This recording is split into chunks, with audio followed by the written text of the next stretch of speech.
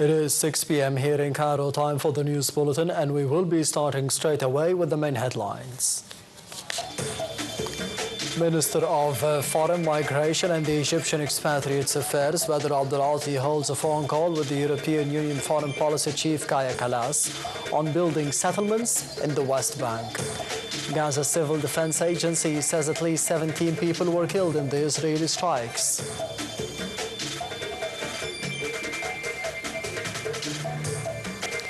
And the leader of Lebanon's Hezbollah group vows not to disarm.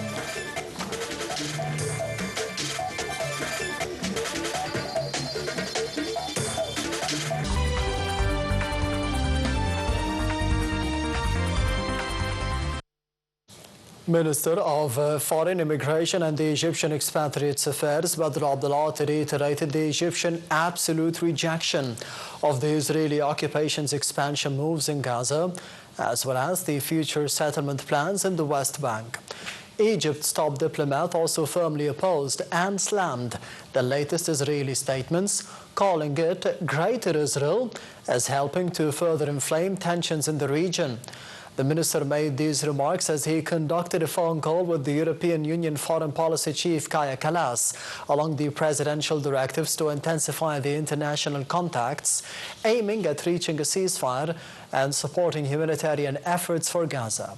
Abdulati stressed the necessity of reaching a fair and sustainable settlement to the Palestinian cause, which restores the Palestinian legitimate rights, on top of which is an independent Palestinian state.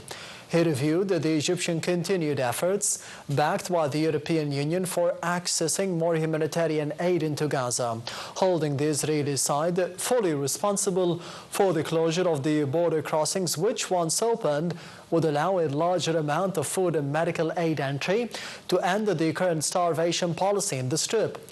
The phone call tackled the current arrangements of the International Conference for the Post-War Recovery in Gaza. In another phone call with the French counterpart, Jean-Noël Barrot, Minister of Foreign Immigration and the Egyptian Expatriates Affairs, Badr Abdulati, called for doubling the European efforts to speed up the ceasefire deal for the Gaza Strip. He renewed the Egyptian absolute rejection of the Israeli pursuits to firm the illegal occupation of the Palestinian territories, referring to the recent Israeli decisions on expanding the West Bank settlement activities being a flagrant violation of the international laws. Egypt's top diplomat also warned of the dangerous repercussions of the latest Israeli statements regarding what is called Greater Israel on the region's stability. He hailed the French courageous and honorable recognition of the Palestinian state being the only means to restore peace and security in the region. Minister of Foreign Immigration and the Egyptian Expatriates Affairs, Badr Abdulati, also conducted a phone call with the European Commissioner for the Mediterranean, Dubravka Soicha, where he expressed his hope to hold the first Egyptian-European summit during the current year. During the call, Abdulati discussed the means of boosting joint cooperation with the European Union and asserted the Egyptian keenness on supporting the strategic and comprehensive partnership with the European Union, as well as implementing its 6 axes. The call also focused on activating the outcomes of the Egyptian-European Investment Conference, which was held in June of 2024 in Cairo. The foreign minister also praised the European Union-Egyptian relations, especially in the fields of politics, economy, and trade. Palestinian factions have said in a statement that a number of their leaders discussed in a meeting in Cairo the latest developments of the Gaza genocide war. The statement highlighted that the utmost priority for the time being was to immediately halt the Israeli aggression and lift its siege on the Strip, while ensuring the urgent, safe and unhindered access of the humanitarian aid to its people. The faction stated their complete support for any initiatives and proposals aiming at realizing the Palestinian demands in ending the occupation and securing the withdrawal of the occupation army from the Strip. The statement called on Egypt to sponsor an emergency intra-Palestinian meeting where a national Palestinian strategy will be agreed upon to combat the Israeli occupation's plans in the occupied territories.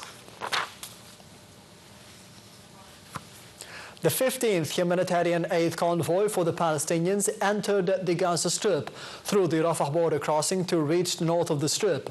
Officials said 15 convoy trucks loaded with food, humanitarian and medical aid necessarily needed are aligned, waiting to head for the Gaza Strip.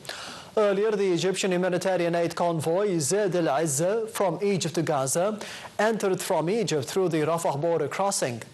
The convoy, which entered through the Karm Abu Salim crossing, carried thousands of tons of food, relief aid, and medical supplies. Gaza's Civil Defense Agency said that at least 17 people were killed in the Israeli strikes as the military intensified the bombardment of the Gaza city. The dead included 6 civilians who had been waiting for the humanitarian aid. Civil Defense spokesman Mahmoud Bassal said that the Israeli occupation forces are intensifying the raids in the Zaytun area of Gaza City for the 4th consecutive day. The area has been subject to a military operation resulting in numerous deaths and injuries. Over the past 3 days, Zaytun has been the target of repeated airstrikes. The United Nations Human Rights Office said an Israeli plan to build thousands of new homes between an Israeli settlement in the West Bank and near East Jerusalem was illegal under the international law and would put nearby Palestinians at risk of the forced eviction, which it described as a war crime. The UN Rights Office spokesperson said that the plan would break the West Bank into isolated enclaves and that it was a war crime for an occupying power to transfer its own civilian population into the territory it occupies. About 700,000 Israeli settlers live among 2.7 million Palestinians in the West Bank and East Jerusalem. Most world powers say the settlement expansion erodes the viability of a two-state solution by breaking up territory the Palestinians seek as part of the future independent state. Germany called on the Israeli government to stop the settlement construction in the West Bank after the Israeli far-right finance minister said that the work should start on a plan for thousands of homes that would divide the Palestinian territory. Germany firmly rejected the Israeli government's announcements regarding the approval of thousands of new housing units in the Israeli settlements in the West Bank. Germany has repeatedly warned the Israeli government to stop the settlement construction in the West Bank, which violates the international law and the UN Security Council resolutions. Foreign Ministry spokesperson said that such moves complicate steps towards the negotiated two-state solution and end to the Israeli occupation of the West Bank. The leader of Lebanon's Hezbollah group vowed not to disarm, saying last week's decision by the national government to remove the group's weapons by the end of the year serves the Israeli interests. Naim Qasim said that the government's decision to remove the defensive weapons of the resistance, its people and Lebanon during an aggression facilitates the killing of resistance fighters and their families and evict them from the land and homes. He said that the government should have instead spread the authority of it and evicted Israel from Lebanon. Speaking in a televised speech, Qasim added that if the ongoing crisis leads to an internal conflict, the government is to blame.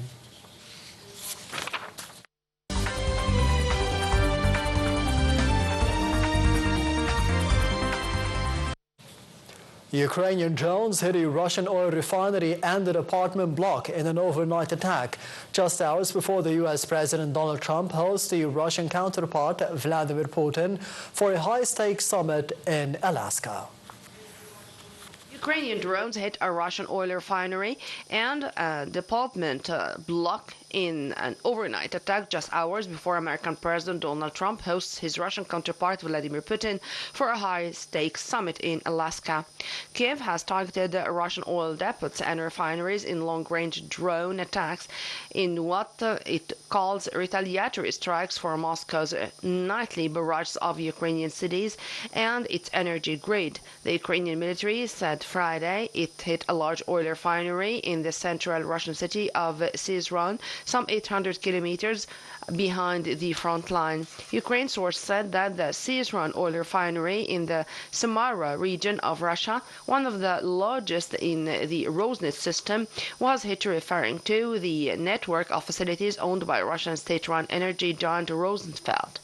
It said the facility produced aviation fuel and supplied the Russian army. Local Russian officials said that a separate Ukrainian drone strike on an apartment block in the Russian border region of Kursk killed one person and wounded 10 others. Russian attacks also continued, with Ukrainian officials in the front line, Kharkiv and Donetsk regions, reporting 6 civilians killed in strikes over the past 24 hours. Ukraine has previously vowed to step up its long-range strikes against Russia, as Moscow launched record numbers of missiles and drones at Ukraine in June and July. Russian army said Ukraine fired 53 drones overnight, while Ukraine's Air Force said Moscow launched 97. U.S. President Donald Trump and the Russian counterpart Vladimir Putin meet in Alaska in a high-stakes, high-risk summit that could prove decisive for the future of Ukraine. Putin will step onto Western soil for the first time since he ordered the military operation of Ukraine in 2022, a war that has killed tens of thousands of people and on which Russia has not relented, making rapid gains just before the summit. Trump extended the invitation at the Russian leader's suggestion, but the U.S. president has since been defensive and warned that the meeting could be over within minutes if Putin does not compromise. Japan marked the 80th anniversary of the World War II defeat, with at least one cabinet minister joining thousands of visitors at a shrine that Japan's Asian neighbors view as a symbol of its wartime aggression.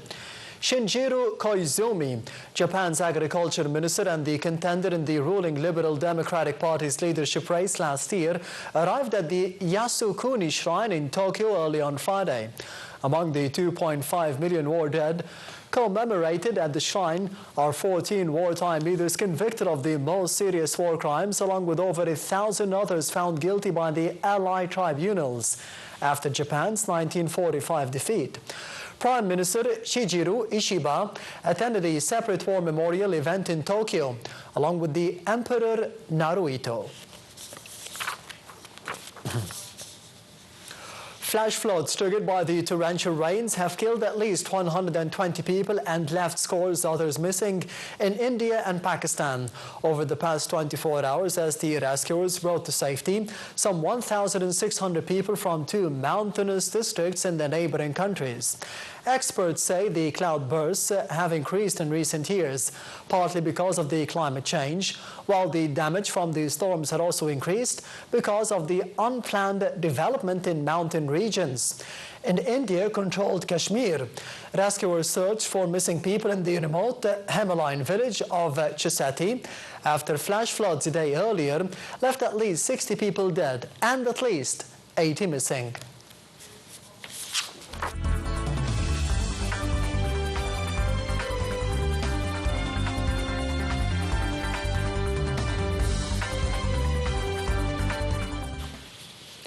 The Central Agency for Public Mobilization and Statistics said that the unemployment rate declined 0.2% in the second quarter of 2025 compared to the previous quarter of the same year. The agency noted that the unemployment rate reached 6.1% of the overall manpower, adding that the state's overall labor force was estimated at 33.614 million individuals. Egypt had also adopted a package of economic reform in 2016, which has a great impact in raising the state's economic growth rate and reducing the inflation and the unemployment rates.